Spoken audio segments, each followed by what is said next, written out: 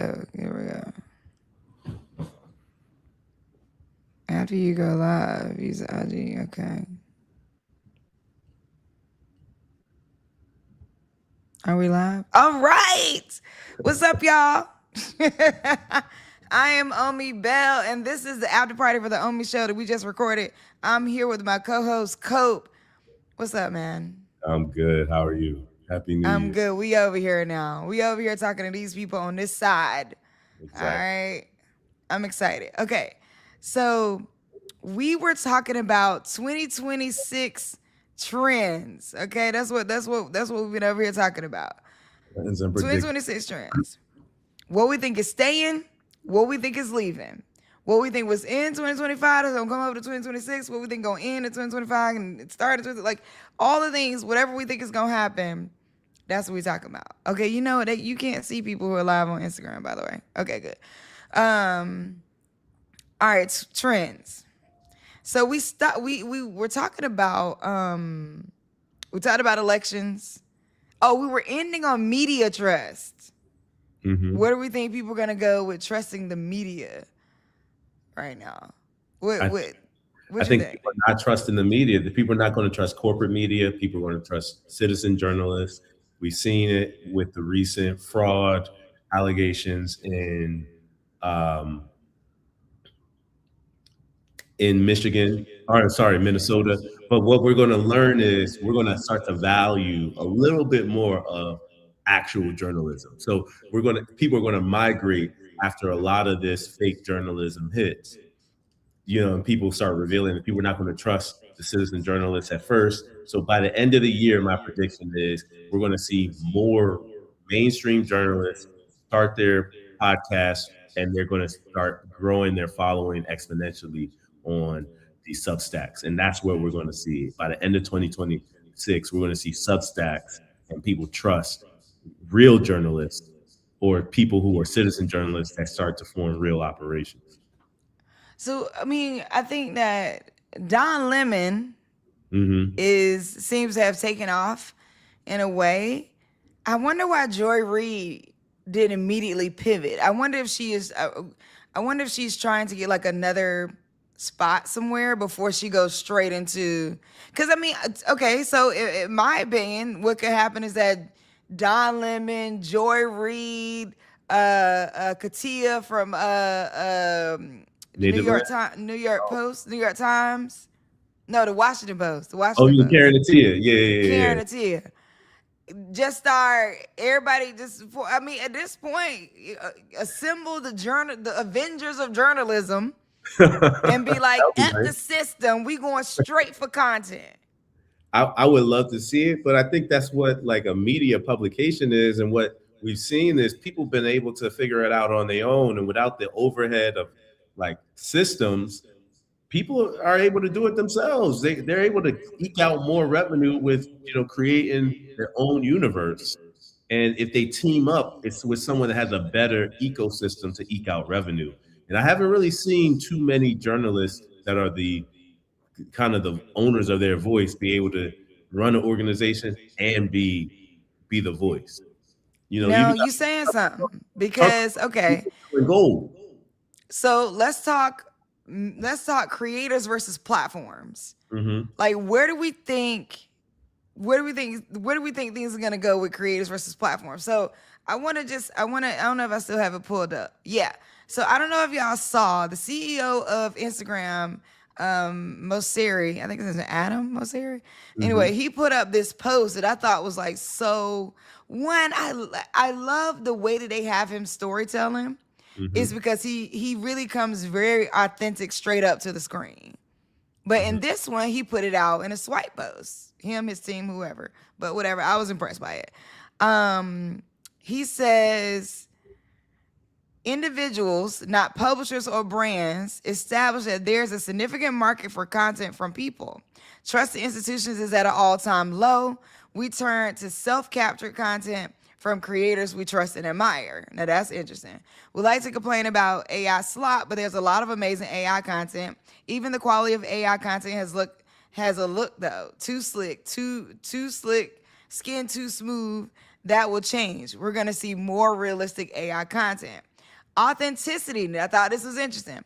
Authenticity is becoming a scarce resource, driving more demand for creator content, not less. But the bar is shifting from can you create to can you make something that only you could create.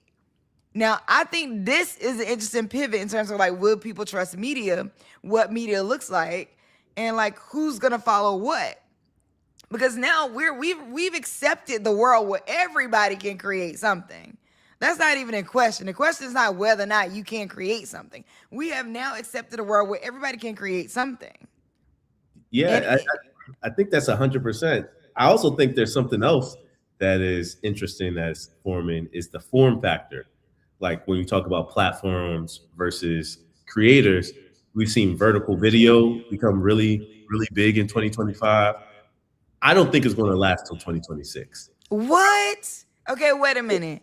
I don't. So here's what I'm predicting is going to happen. Okay, so if y'all just join us, thank y'all for tuning in. We're talking about trends for 2026. So when you say vertical, are we just talking about like Instagram, Snapchat, like TikTok, vertical content that anybody, or are you talking about the verticals, which is the like vertical movie industry that is you think that's gonna die? I think it's going to face a Quibi like death. Everyone wants to do it. I don't think, I know it's a trend in China and it's been leaking over to the rest of the world. I think that it's just too much content. It's just too much. And I think people want a little bit more authenticity. That's why podcasts are 2 hours. People don't want I mean, maybe they want both, but I just don't see it lasting. But this is also something where I see something else forming. I believe that people are going after that AR video glasses are going. Mm. I've been seeing so many of the Ray-Ban stuff, and obviously Facebook and IG, they're trying to promote it so they make you see anytime someone uses it. But I think there's so many new people that are going to come out with their versions, like the Google Glass that happened, the Ray-Bans. That form factor is going to take over 2026. We're going to see so much more content produced that way than we have in 2025. And we're not going to, because of that content, we have limited eyeballs. We're going to veer towards that content because that's more authentic and we're going to get away from these verticals. That's my prediction. The eyeballs. So the only reason why I disagree with you is because America has not yet gotten into verticals. Like the verticals are still very much brewing in China. And I honestly think that it's gonna Bollywood. I think that India would get into it. I Okay. think that the Indian movie industry will find a way to use that content if looking at China. Americans are not yet. I think Americans are scoping it out because I talk to different people in the movie industry and they're like, "Yeah, we watching for it," but they're not trying it. I think this Netflix Warner Brothers deal is going to be interesting though, right? Because like we're moving away from a movie industry that we once knew. I mean, we've been moving away from it to now saying, what is it going to become? I think that creating a mini drama, a micro drama right now and trying to put it on an American platform doesn't make sense because the platform algorithm will chop it up and move it in ways that's not going to help. But Vine, if they bring back Vine, I think we'll see what Quibi could have become had Jack Dorsey and Peter Thiel been behind it. But had we had some strong check, like they all wrote checks. But I think this being behind it now is gonna look different than writing a check. So what I think is when it comes to verticals, if we don't have how I call it, we need a Tyler Perry of vertical. We need Oh, you that can saying something? touch a nerve and make content that people actually want to see, regardless of what it feels like, what it looks like, what it talks about, that it's just consumed. And I think that would make verticals make sense in America. That's what it makes sense in China. If that became in Nollywood, for example, they produce a lot of content in Nigeria as well. So if that was happening in Nigeria, and people were producing content, the content producers that are storytellers, we would see it, we would feel it. There would be some energy that people have figured out how to tell these stories, and we can't but watch it. We would be sharing it with each other because it's like, what's going on, what we're talking about. But that ain't it yet. We need a Tyler Perry of verticals. I think that's interesting because it has to be someone that's like right now in the rhythm of creating them. And they figured out such a way to do it and like that's so cost effective. Somebody on Instagram, our Instagram comments on pop up over here, but somebody said if vertical becomes the it thing over here, will that put pressure on Congress to try and regulate it? I don't know because I think that's an interesting question because AI hasn't seemed to put enough pressure on Congress yet to try and regulate it. So it's kind of like Congress to me is in a weird, like slower than slow pace right now around like Donald Trump has him so caught up with everything that he's doing and trying to do that I feel like they're not even looking at industry in the same way. Like like AI, they should have AI regulation on deck right now. Listen, I think Congress is more concerned with their portfolios than they are with their Well, listen, and there's that. because I think they've done more for their portfolios. If you track any of their investments, they make more investments than they have with laws. So, Mm, I think that's where they are. Then they're spending time you looking at saying something? good, you know. You So, saying so? Oh, somebody said, "What's a vertical?" Sorry for those of you who are watching. A vertical, what we're calling a vertical, essentially, like, that's a short.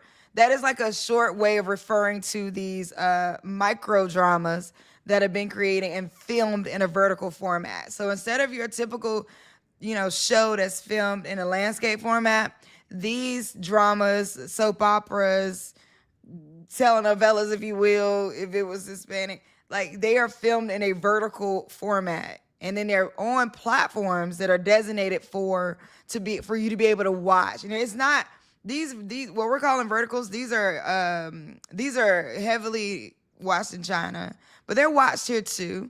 But the platforms it's not like on Instagram or YouTube or anything like that. It's like a whole platform just for watching these vertical kinds of film and shows. so it's like serialized 3-minute bite-sized dramas. It's if you like the awkward black girl kind of drama in very short form. And so we need an Issa Rae version of this. So I'm looking for the content creators in America, the Adama Ebo, someone to figure this out. And we've seen one platform fan base adopt verticals, trying to be the home of verticals. Um, Okay. which Do we want to talk about fan base work? Because I don't want to give no black slander. Okay, I'm yeah, rooting for everybody. I'm rooting for everybody. mhm. So, but how do like? Because I have thoughts on fan base. I think everyone has thoughts. I just want it to work, right? Okay, And at the end fair. of the day, if it works for creators that use it, it works for the investors that have invested, and that's all anyone could ask for, right? So I think that's what they're searching for. They're looking for their hit, and they haven't found it yet. And maybe it's vertical. So I am hoping that fan base does see the vertical industry as an opportunity and Mhm. gets into it strongly. But there definitely has to be some upgrades made to the platform, the look and feel of it. I don't Mhm. think is seamless or luxe enough, and it don't need to be super luxe, but seamless enough yet. I think that I am not a huge fan of the creator, and I'll just leave it at that. And maybe this is because of the days of Clubhouse. I listen to him talk and like, so I just used to be like, bro, what? And then But like, but and here's the other thing: if you're gonna get into the tech game, mhm. when have you heard the owners of Snapchat come out and criticize Instagram? When have you heard the owners of Instagram come out Mhm. and criticize TikTok? They don't do that because they know they're all. It's like McDonald's and Wendy's. Well, McDonald's and Wendy's, they did start going at each other lately, but that's brand new, and I am betting that they kind of are all in on it, right? I think that the etiquette around how he's building it and what he's trying to build, I don't know that it would be attractive to the people who are invested in those platforms. Now, I want him to win, though. I want to see fan base really own a space that nobody else can kind of mess with it, because I I think agree. it could do that. I mean, this is what I say. I see, every fisherman sees another fisherman from afar. So I see this man hustling, and what I see is if his platform isn't making news by itself, he makes the news for his platform. So I see Okay, fair. as his strategy. Maybe that's not a good strategy, but it is one. So I see him being effective to have his name, his fan base platform name in our mouths, and we would be saying nothing because we're not talking about any of his content on the platform, right? So it's sort of like how there's I no matter what people talk about Zeus because of the content. We rarely talk about the founder, right? They Well, found we don't know the founder. The founder's not coming out saying Tubi sucks. Like that's not. he focused on the content and they structure. But that's what I'm trying to say. And I think there's something to say about the trends and prediction of what we saw 5 years ago with the response to the pandemic. And what I say is the response to DEI in technology, in media, in all of these platforms that we see, fan base being one of them, Zeus being another, Spill being another. There's all of these platforms that are basically recreating. It's Spill. What happened to Spill? Spill still rocking? They still rocking. They still Okay, rocking. yeah. They still rocking. They doing space tournaments. They That's got what's something up. to them. They building a deep niche audience, and I think they finding deep niches around blackness. And I think that's where verticals could be for fan base. Maybe I don't But know. okay, you mentioned something. The corporate DEI rebrands, right? Hmm. Like predictions. What replaces the language and what quietly disappears? What I feel like is about to disappear. This is controversial, probably. Whatever. I'm gonna say what I gotta say. The the way that people used to not bully, used to be in your face with the narrative of what you're doing for black people, that's dead. That's dead. Like Hmm. that is dying. So I think what I see from the founder of fan base, and we used to see with some long term entities in our U.S. that support black folks. I'll let them remain nameless. Is we used to see this sort of radical conversation about, well, what you doing for black people though? Oh, but look at this black person was missed out on. Oh, look, like I don't know that way of branding the conversation is going to pierce through power in the same way. Now, I'm not saying don't stop speaking up for black people. I'm not saying don't stop. I'm not saying stop speaking up for black people, because I'm gonna keep doing it. I'm not saying, you know what I mean? Like, but what I'm saying is there has to be the narrative got to be different. But the days of just being able to like say it almost in a bullying way Yeah, I think we're going to have to is start. going quietly into the night. I think we're going to start telling success stories. That's To me, that's what I've been hearing people kind of shift towards. It's like I made money by investing in the black community. I put money in black media and I made this money. So we're going to have to start telling success stories around our ventures. And maybe we're not going to be loud enough, but maybe because we're going to have these citizen journalists come out, we'll be able to leverage people that have other people's eyeballs. And then the younger generation of donors and investors start to catch the information because they start following these citizen journalists around. That to me is the best scenario of a lattice work that starts to be created. And at the end of the year, that's what we start to see. That we start to see people figuring out how to work the podcast networks, work the independent journalists, so that they get in front of the people who follow them that are influential. And we're not going to be able to see it like we used to. You can't just go on CNBC. It's going to be which journalist really has the right people in their newsletter followership. How do you figure that out? That's going to be like kind of this black box that's going to emerge. There's going to be group chats and all of these sort of things that are not going to be as equitable. Yeah, because what I'm saying about those narratives going away, those like loud, radical, y'all don't care about black people narratives, I'm saying those are even going away with the black community. Mm. I'm not even just saying they're going away with people who are non-melanated. I'm saying like in the melanated communities, that narrative is going away. It's not or it's not happening the same way. I think that when we move into a space of follow who you like, Mm-hmm. right? The popularity contest around being likable changes too, because Mm-hmm. then like follow who you like. Then does that become some type of group think around like who everybody got to like? Or I think we're moving into the age of the micro audience. I think Mm-hmm. we're moving into the age of you get your 100 people. Like, take your 24,000 followers and run with it. Don't be out here worrying about getting to 1 million. Don't be out here worrying about, like take your 10,000 people that respond to you, sell them everything you got, have them paying for your Patreon every month, have them doing like get your micro audience and have them become the most loyal micro audience you could possibly find. I think that is where we're going to. I think that's gonna be the trend. And I think in that is gonna be the narratives that you put forth in that whatever your own core values are. If you're able to surface, like, so interestingly enough, what happens with the podcast, right, is that there's thousands and thousands of podcasts. So if you put a podcast out and you stay consistent for a good like 6 to 12 weeks and you get like 3,000 downloads, you are in like the top percent of like that's how many podcasts there are. You're in the top percent of even though they're like, oh, Joe Rogan and Mel Robbins. Yeah. Don't worry about the noise. People gonna be who they're gonna be. But guess what? If you can stay consistent and get you a good 3,000 to 5,000 people, you're actually in the top percent of podcasts because they just don't last. Same thing with YouTube channels. There's thousands of YouTube channels.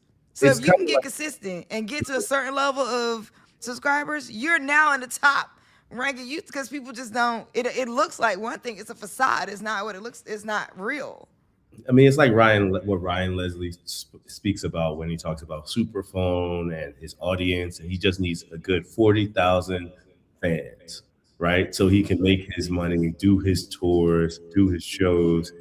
And what people are going to realize, people have realized, but I think increasingly across different platforms, people will realize how little do they need to survive, one of the things that people say about billionaires is that a billionaire has, if they didn't have money today or tomorrow, they would be able to have money the next day because they have thousands of people who buy from them and thousands of people who sell to them, right? And that's the advantage of most billionaires. They have the ability to have these distribution networks and these supply networks. And people are going to start to realize more so what are their distribution networks, including social media, how small that actually has to be, right? Like, I don't know if you ever noticed the local paper, somehow it still survives. How? You know what I mean? It doesn't need that big of distribution for it to run an operation that supports people, right? And that's the same version of everyone that's doing podcasts, doing, music and all these different forms. And, people talk about like subscription fatigue, but people are paying for things all the time, right? Like people are paying for things You all. know, so this is what's interesting about consumerism. When we hear the reports, it'll say like on a massive scale, like, oh my God, consumerism is down. People, but then you look up, it feels like people are still buying. Mm-hmm. Like, Like, I don't know. It's kind of crazy. Like, maybe people aren't buying more. People are buying necessary things. mm-hmm. So I get that. But, the reason why the president, I think, could come on and be like, oh, yeah, nothing's wrong. Costs are not up. You're tripping. Is because right now we don't know what the F to believe. It's like it's like 1 minute it seems like everything is off. Next minute it's like, oh, no, but it's fine. The psychological warfare is on and popping. Listen, I agree to a certain extent, but there's a limit. Like, for example, I went out today and I had just chicken wings and tea, and it cost me $30. 6 chicken wings, 1 cup of tea. So something off. And we know it. It's the biggest gaslight ever. You're not cold. You're not hot. So turn up the pilot. You're not hot. Bruh, we burning up over here. What you about to do about it? And it's like, so I met some economists. And I Hmm. think that, like, first of all, I'm fascinated. Like, when I meet economists, I'm probably the most nerdiest person you've ever seen. I probably get on an economist's nerves because I'm like, hey, what do you think about Hmm. when are we gonna perish? When is the bubble gonna burst? When are we all gonna die? You know what I'm saying? And economists looking at me like, girl, I focus on healthcare. But I think that I'm always wondering, will the bubble burst? Will there be a moment where there's a come to senses? Like, will things go down? Are we gonna be forced to have, like, how can salaries go up? Like, I don't, at some point, what is the wall that America hits? Everything goes to shit for a minute. Hmm. There's so much suffering, so much death, right? It's like, why do we have to get there? We need sensibility in office. Hmm. I mean, I think, there's a couple of things that's going to happen. If you look at most of the growth that happened in the stock market this year last year, 2025, it was mostly in the AI driven stocks, right? So outside of the top seven stocks, most of the growth wasn't there. That means that people who were stock owners got fabulously wealthy with like 46% stock increases, just humongous, right? But that means the AI bubble is really making, and that's where all of the growth in terms of the GDP, 50% of GDP growth came from AI investment. Now, if China supplants the US with its AI and its cheap AI infrastructure with cheaper power, which is the baseline for AI. They start to innovate, which we've seen them do with the actual physical layer and taking over NVIDIA. What we're going to have is this bubble burst, and not just the bubble bursting in AI stocks, but that trickles down into all of the billionaires and investors and the people who are rich that are no longer going to feel rich. They're going to no longer. Mm, So you have the one side of the economy that represents 50% of the buying is going to contract. And I think that is like we're already in a recession, everybody who's not part of that billionaire class. right.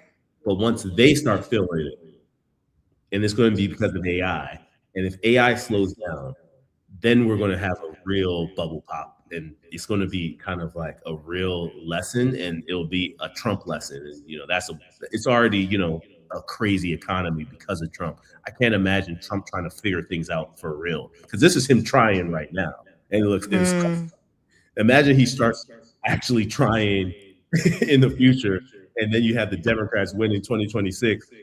We're in a bad place, right? So I'm not looking forward to that. My prediction is that he starts to rein himself in because it starts looking worse and worse.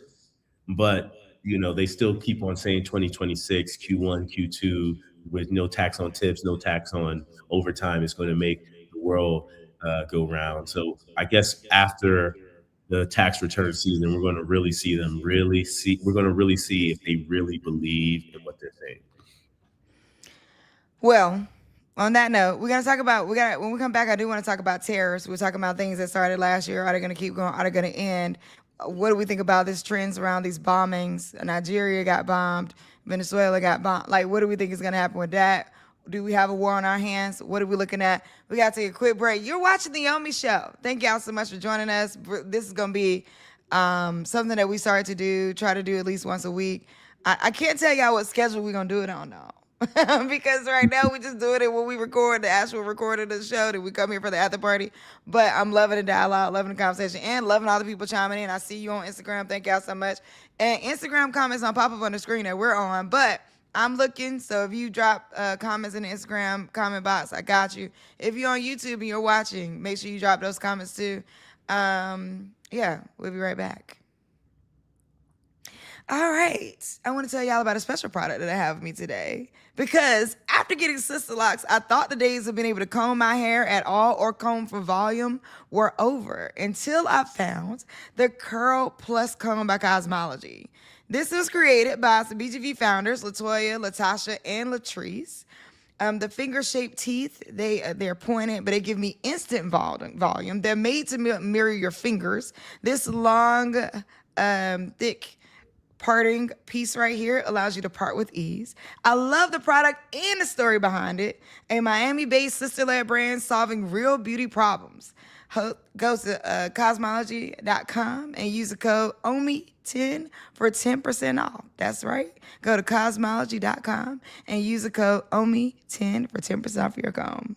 Look, y'all, get one. I'm telling y'all, you wanna make sure you check it out. All right. And we're back. Okay. I love that, actually. I'm going to do that more often. Where are you? Are you not on the stage? Okay, here we go. I can't see you. There we go. Okay. I love that. That was so much fun. So tariffs. Mm-hmm. We know that a lot of people this year was dealing with the tariffs. Yeah, I think we're going to see. What you think? I think we're going to see the Supreme Court of the land actually decide to split the baby. They're going to make some stupid decision that's going to make it seem like they don't believe in any of the real rules of the Constitution. There's going to be something confusing. My bet is that the Supreme Court does something that is very confusing when they. You think so? Absolutely. They've been boggling my mind with all of their rulings, and I feel like that's their goal. They have no sort of guiding principle that they're adhering to. Okay, I cannot figure out how to get this layout back like it was. So I'm like, I can see you, I can see me. Okay, look, look, y'all. This is our first time doing this live, so we're gonna have to get this right. But I feel like, why is it not showing me us together? Okay. Yeah, that's super strange. It's not letting me it's not showing me us together. The way we were just a minute ago. It shifted the whole thing. Let me see. Is that it? Sorry, y'all. Because now I'm going to have to go and have them edit this. And I'm going to have to do the live read different. Okay, here we go. There we go. That's a little better, but it's still weird. It is. Yeah, I don't know. Let me take this one off. And then let's go put you just as big as I am. This is strange. Oh, there we go. Okay. But now we're switched sides. So right. Let me switch it. Okay, next time we're going to have the production more together, I promise. I'm going to have to take this video down. Okay. Bam. There we go. And we're back. Oh. I just fixed it. Okay.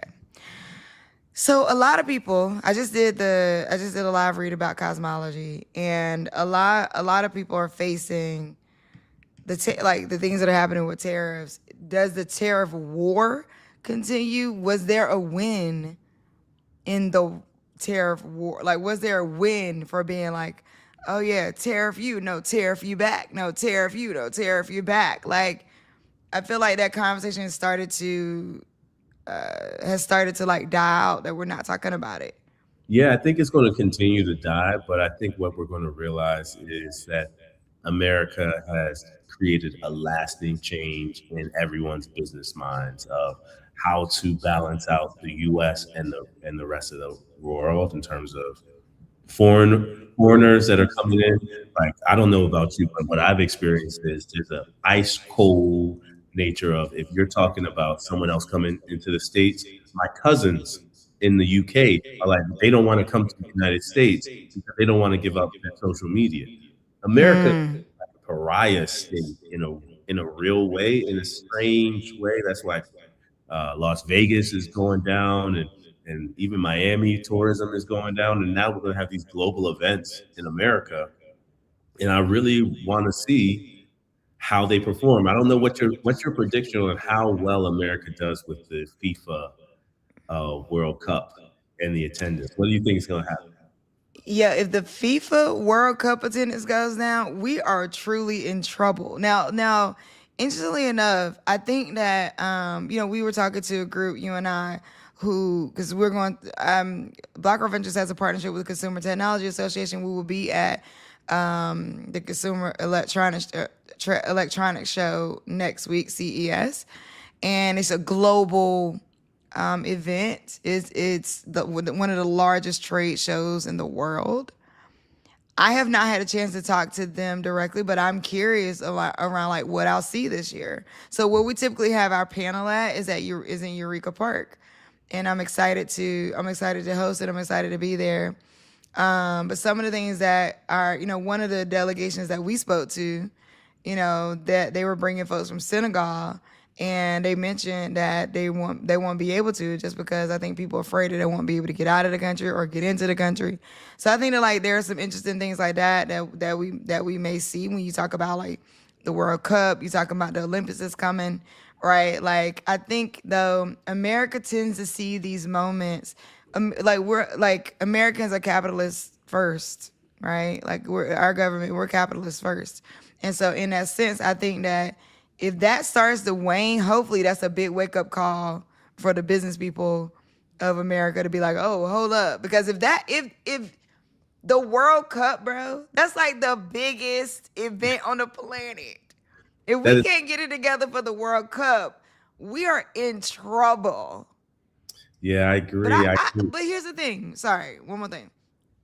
But I think that this is where you see all the concessions happen. When you start talking about money like that, the Olympics, World Cup, I think the concessions will happen. Well now everybody can come in. Don't worry about it. Well now, we're gonna start seeing stuff like that because it's gonna start hitting the money. I agree, but this is where I think greed comes in. If the rooms are cheaper and people start spending more money when they come to America, it's going to like they may encourage tourism from other destinations that have more money because it's like less people, right? So it's going to like the target effect might be a net positive to encourage tourism from places that are richer, but that's the calculus of the racist, right? I think that those places don't have people that are like those places that have the money, Europe, the Scandinavias, and the places that they're going to let come in don't want to come to America. They're going to go to other north. They're going to go to Canada. They're going to go to the Mexican sites because they're going to think it's funner. They're going to feel like it's freer. There's going to be a lot different types of people in those spaces. That's my bet that we're going to see. And we're not the best global player right now. And I think that's one of the things that I hope people are like, you got to get out to vote this year, because we are losing ground as being a strong, I feel like, as being a strong global player. And I think for years people have said things like, why do we need to get involved over there or over there or over there? But like, if you don't understand that now, you should understand that more than ever, that like we are a global player. And in that case, you should be a global citizen as well. Like be thinking about how your where you want to be and how you want to live and what that looks like for the world being your oyster and you being able to be wherever you want to be. But I think that like we're not like, what I was just saying? I was saying it to you a second ago. What happened to the UN sustainability goals? Like at one point, it was all about that. It was like, oh, UN sustainability goals, women's economic security, like it was. Well, in my world, I was actually on I was on one of the advisories for UN Women for a bit, and like I just noticed that like a lot of that conversation has just seemed to leave. It seemed to go. Somebody asked the question, did any U.S. industry benefit from the tariffs? So the challenge is the measurable impact, right? So the measurable impact, I would say, probably comes from the steel industry, right? The Nippon Steel, the U.S. Nippon Steel deal that had the U.S. golden share come in, that has benefited. Like so, the local domestic steel industry. It's not a large industry though, right? Same thing goes for I believe the domestic production of rare earths. There's been a golden share investment in that in a company in that industry. So you could say those small upticks in employment and manufacturing in those sectors has benefited from tariffs, but not a large benefit. It's not like a massive wave that has created like this boom. Not yet, at least. Yeah, just quick AI overview of that question. The consensus among most economists is that overall Americans do not benefit from tariffs. Rather, tariffs primarily result in net losses for the U.S. economy.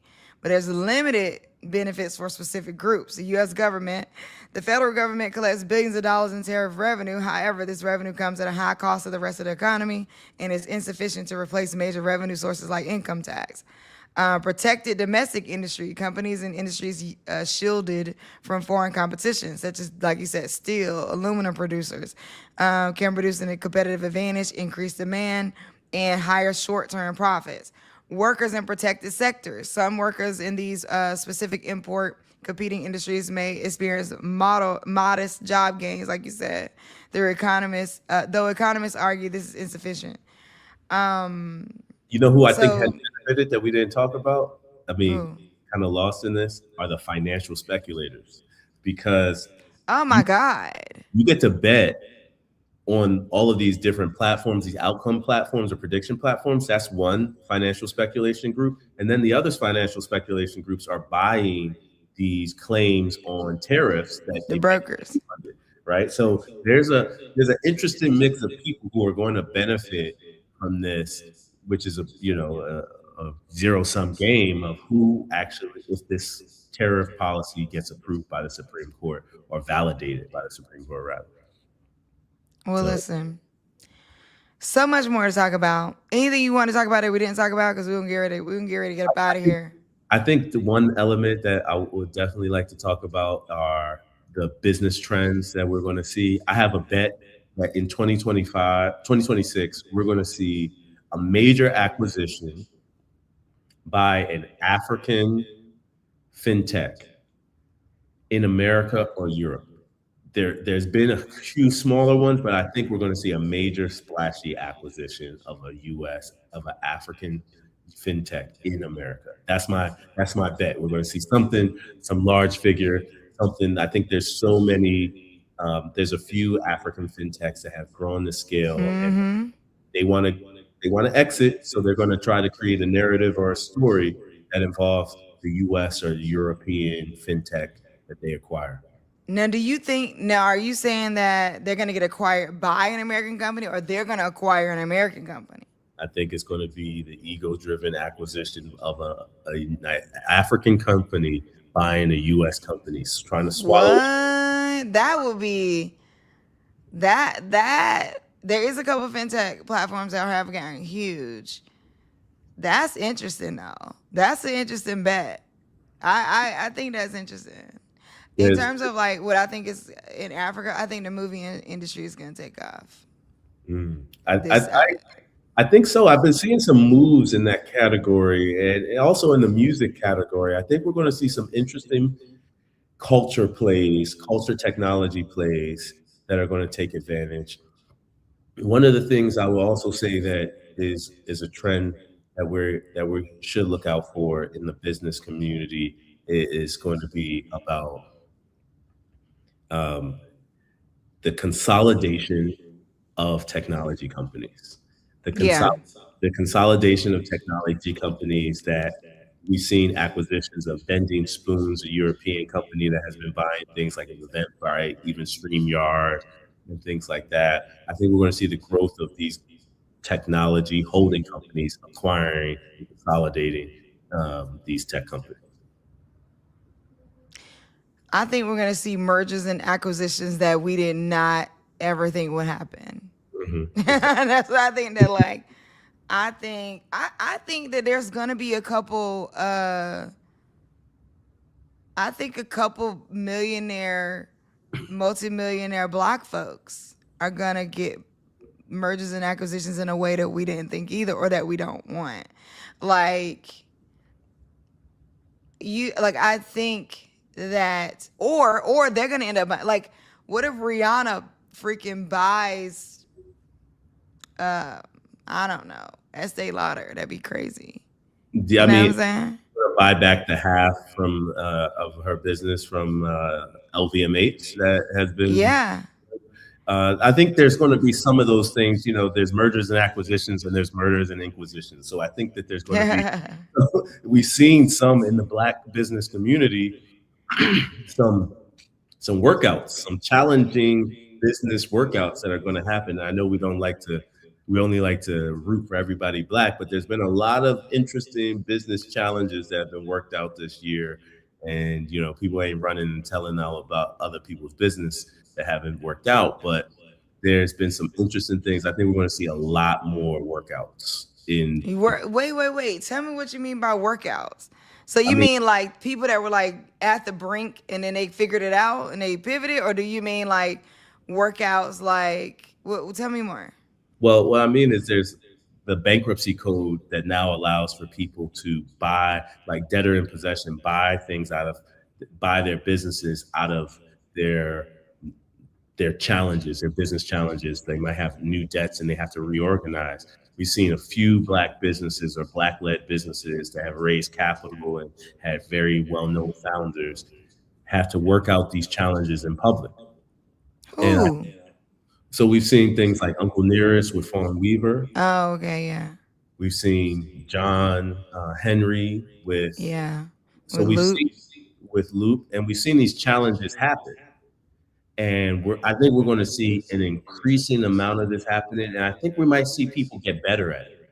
I think we're going to see people figure it out. I think we're going to see, just like we said, the holding companies are happening. I think people are going to figure out, maybe I need to sit back with a bag and help these entrepreneurs out and buy up a slate of businesses that have really good name recognition and good. And now you're saying it in a very kind way, and without naming anybody. Okay, I'm gonna say this, separately from people we named.